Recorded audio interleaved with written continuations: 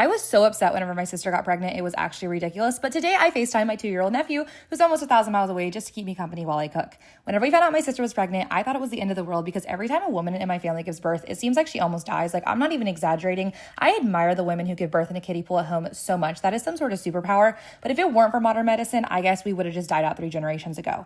Personally, I started ripping out of my mama from the inside out, and she just was like bleeding out. I popped out 2.5 months early, almost killing both of us. I mean, what can I say? I've always been a little dramatic, and I'm definitely impatient. I was probably claustrophobic. Anywho, the day my sister gave birth, one of the most stressful days of my life. I didn't even have to do anything. She was doing all the work, obviously, but I was stressing enough for like everyone involved, including the kid in her uterus. I'm also stressed for my past self, who literally left a paper towel in the oven. But anyways, back to the story. She did end up having a pretty rough go of it, but honestly, if I knew how much I was going to love her kid, I probably would have said, suck it up, buttercup. We got to get my bestie out of you. Just hang tight.